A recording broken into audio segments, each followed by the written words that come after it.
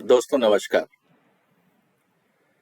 इस देश में लोकतंत्र की नई परिभाषा सुनने को मिली है। लोकतंत्र का मतलब है नंबर्स का खेल। जिसके पास संख्या है वो सरकार बनाएगा और संख्या प्राप्त करने के लिए जो मर्जी करें सब उचित है। अगर देश भी बेचना पड़े तो भी सही। कहने का मतलब ये है कि इस देश में जिस तरह से हमने डेमोक्रेटिक सिस्टम को अपनाया है और जिस तरह से पॉलिटिकल पार्टीज ने वोट की राजनीति करी है, मुझे नहीं लगता कि आने वाला भविष्य बहुत उज्जवल है। कुछ उदाहरण लेके मैं आपसे बात करता हूं। क्या आपने कर्नाटक में कांग्रेस का मैनिफेस्टो पढ़ा है? मेरा निवेदन है कि आप इंटरनेट पे जाएं और कांग्रेस का जो मैनिफेस्टो था कर्नाटक चुनाव का, उसको एक बार जरूर पढ़ लें। 25 पेज का डॉक्यूमेंट है। अगर आप उस डॉक्यूमेंट को पढ़ेंगे तो ऐसा लगेगा कि शायद इस देश में कुबेर का खजाना कांग्रेस के पास है और वो हर इंसान को जिससे उसको वोट मिल सकता है उसको कुछ ना कुछ रेवड़ियां बांटने को तैयार है। अब आप कहेंगे रेवड़ियों की कल्चर कोई पहले तो शुरू नहीं, मतलब आज से तो शुरू हुई नहीं, ये तो काफी समय से चल रही है। और इसके जो अपने आप को चैंपियन बोलते थे केजरीवाल, अगर आप उनकी परफॉर्मेंस देखें इस रेवड़ी कल्चर में, आज हालत यह है कि आम आदमी पार्टी को कर्नाटक में नोटा से भी कम वोट मिले। मेरे ख्याल से शायद एक आधे कैंडिडेट को छोड़ के सबसे ज्यादा अगर किसी नेशनल पॉलिटिकल पार्टी के कैंडिडेट्स की जमानत जब्त हुई है तो वो है आम आदमी पार्टी। दोस्तों, इससे क्या पता लगता है? इससे पता ये लगता है कि केजरीवाल ने रेवड़ी कल्चर शुरू करके दिल्ली में तो सत्ता हासिल कर ली, लेकिन जिस तरह से कांग्रेस ने रेवड़ी कल्चर को अपनाया, चाहे वो हिमाचल का चुनाव था या कर्नाटक का चुनाव हुआ, इसमें कांग्रेस को सफलता मिली। इसका मतलब रेवड़ी कल्चर एक चुनाव में सफलता का फॉर्मूला बन गया है। अब आने वाले दिनों में आपको क्या लगता है कि इस देश के चुनाव कैसे होंगे? क्या उसमें कोई डेवलपमेंट की बात होगी या उसमें सिर्फ रेवड़ियों की लिस्ट होगी कि किस वोटर की कैटेगरी को कौन कौन सी रेवड़ियां बांटी जाएंगी? और उसमें आपको बहुत तरह के इनोवेशंस देखने को मिलेंगे। अगर आपको कुछ इनोवेशंस देखने हैं तो आप कांग्रेस का जो मैनिफेस्टो है कर्नाटक का, उसको आप पढ़ें।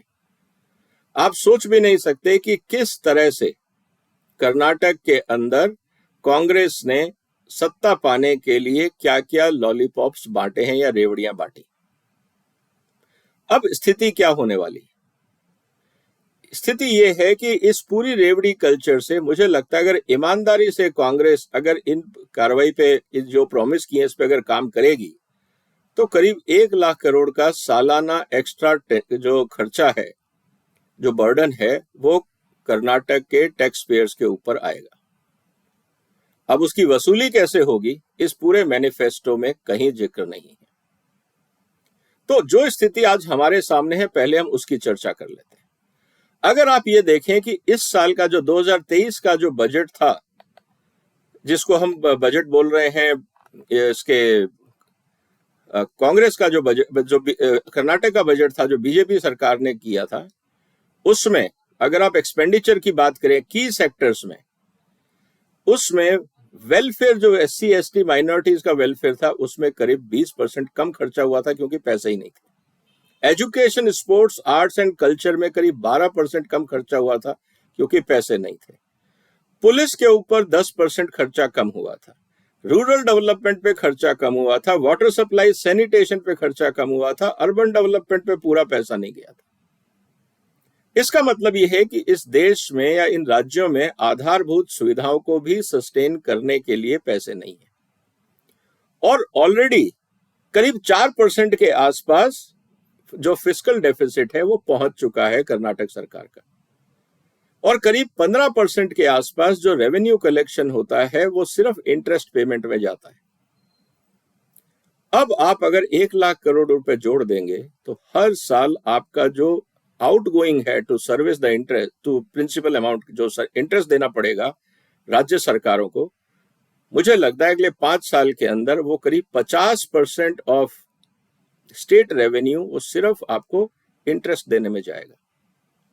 और दुख की बात ये नहीं है कि 5 साल बाद आप सत्ता बदल देंगे, दुख की बात यह है कि वो लायबिलिटी आने वाली सरकारों के ऊपर भी रहेगी। आपको उदाहरण देखना है, आप पंजाब का उदाहरण देख लीजिए। पंजाब की जो बोरोइंग है, पिछले साल जब आम आदमी पार्टी नहीं आई थी और आम आदमी पार्टी जब सत्ता में आई है, आज मार्केट बोरोइंग पंजाब सरकार की देश में सबसे ज्यादा है। इसका मतलब पंजाब सरकार अपने वादों को पूरा करने के लिए कर्जा ले रही है। इसका मतलब यह है कि अगर आपको घी पीना है तो आपको घर को गिरवी रखना पड़ेगा। ये बना के छोड़ दिया है हमारे राजनीतिक दलों ने इस देश की स्थिति को। इसके ऊपर मैंने एक सुप्रीम कोर्ट में पीआईएल डाली थी। अभी तक उस पर कोई कंक्लूजन नहीं आया, क्योंकि सुप्रीम कोर्ट इस बात में उलझ गया कि फ्री बीज की डेफिनेशन क्या होगी। अनफॉर्चुनेटली बात यह है कि सुप्रीम कोर्ट ने उन वकीलों को एज ए एमाइकस रखा जो खुद इस राजनीतिक दलों से जुड़े हुए हैं और इनकी राजनीति के लाभार्थी हैं, चाहे वो कांग्रेस हो या बीजेपी हो। आपने उन लोगों के हवाले एडवाइजरी कर दी जो खुद नहीं चाहते कि ये जो सत्ताएं हैं ये हटें, क्योंकि अगर वो सत्ता में लोग रहेंगे तो इन वकीलों का भी फायदा होगा। तो सुप्रीम कोर्ट को मुझे लगता है कि एक एक्सपर्ट पैनल बनाना चाहिए जो इन मुद्दों को देखेगा। सिर्फ आप ये नहीं कह सकते सुप्रीम कोर्ट में बैठ के कि फ्री बीज की डेफिनेशन क्या होगी। हर चीज की परिभाषा बन सकती है, पैरामीटर बन सकता है।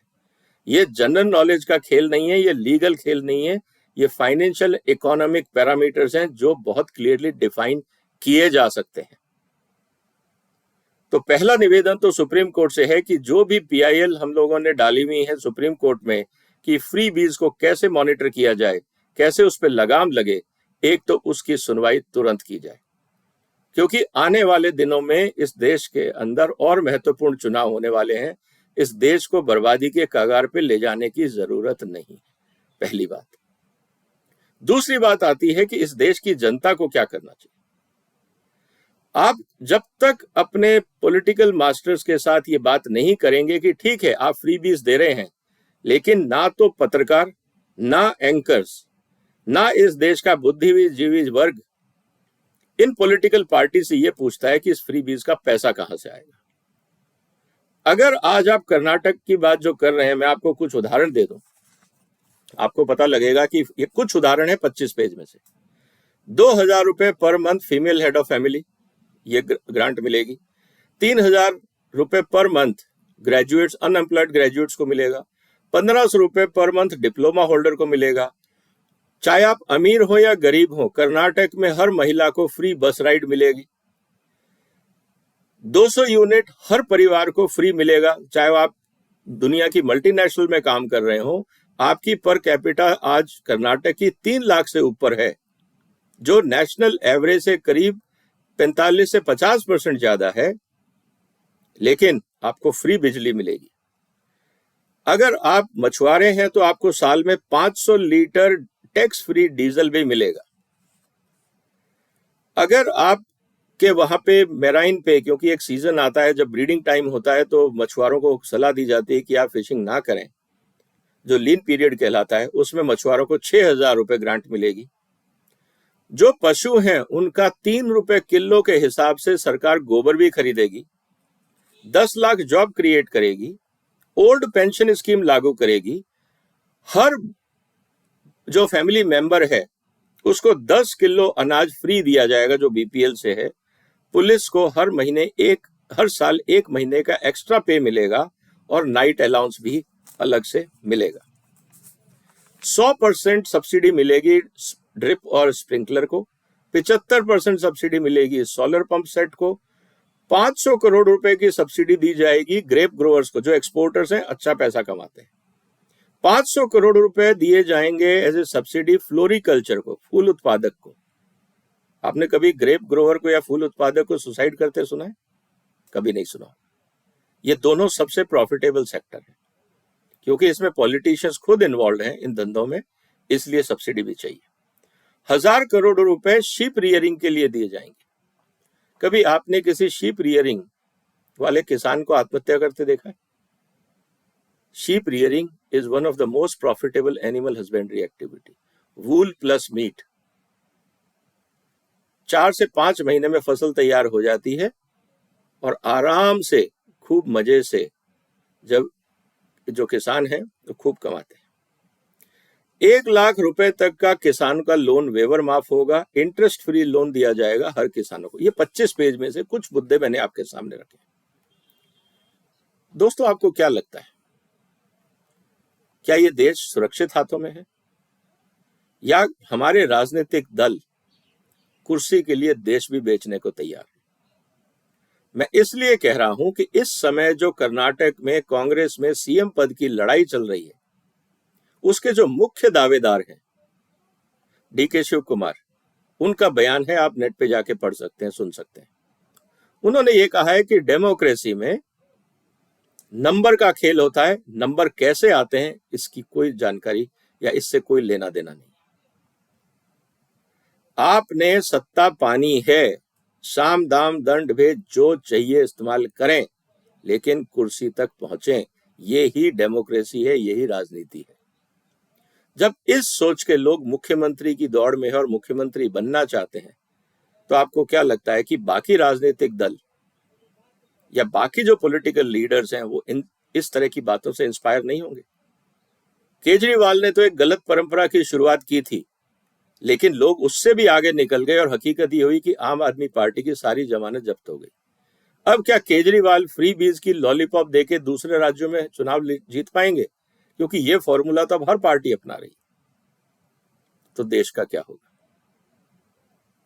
तो मेरा निवेदन है आप सबसे कि आप हर पॉलिटिकल पार्टी का मैनिफेस्टो पढ़ें और सवाल करें कि आप जो वेलफेयर स्कीम देना चाहते हैं दें, कोई एतराज नहीं है। जिसकी जरूरत है, नीडी है, उसको जरूर दें, उसका वेलफेयर सरकार की भी जिम्मेदारी है, समाज की भी जिम्मेदारी, हमें कोई एतराज नहीं है। लेकिन राजनीतिक रिश्वत जो डेमोक्रेसी में एक पर्याय बन गई है, क्या ये डेमोक्रेसी के लिए उचित है? क्या यही संवैधानिक मर्यादाएं हैं? क्या सुप्रीम कोर्ट जो हमारी पीआईएल है उस पर बैठा रहेगा या कॉन्स्टिट्यूशनल ड्यूटी के कारण संवैधानिक मर्यादाओं को बचाने के लिए उस पर कार्रवाई करेगा? आने वाले दिनों में हम देखेंगे इस देश में क्या होता है। आपका क्या कहना है दोस्तों? क्या चुनाव या राजनीति इस देश को सही दिशा में ले जा रही है या हम खतरे की ओर बढ़ रहे हैं? अपने कमेंट बॉक्स में लिखिए, पता लगे कि इस देश में क्या हो रहा है। इस वीडियो को शेयर करें, इस चैनल को सब्सक्राइब करें, क्योंकि अगर हमें इस देश को बचाना है तो हम सबको मिलकर जागरूक नागरिक की हैसियत से सवाल उठाने पड़ेंगे और सही निर्णय लेने होंगे। हमें मूर्ख बनाने वाले, हमारे ही पैसे से हमें ही रिश्वत देने वाले, टैक्स पेयर के पैसे से जनता को रिश्वत देने वाले बहुत हैं। क्योंकि कोई भी पॉलिटिकल लीडर या पॉलिटिकल पार्टी अपनी जेब से 25 पैसे भी नहीं देती। जितनी सब्सिडी, जितनी ग्रांट है वो हमारे ही पैसे हैं, हमें ही मूर्ख बनाया जाता है और हम खुशी से बन भी जाते हैं। ये इस देश की विडंबना है। आपका क्या सोचना है? क्या हमें भी कुछ करना चाहिए या हम भी मुंह बंद करके बैठे रहें? या हम कम से कम जागरूकता तो फैलाएं, लोगों को अलर्ट तो करें, सही सवाल तो पूछें, तभी ये देश बचेगा। इस चैनल को सब्सक्राइब करें, इस चर्चा को शेयर करें। आपने वक्त निकाला, आपका धन्यवाद। फिलहाल वंदे मातरम।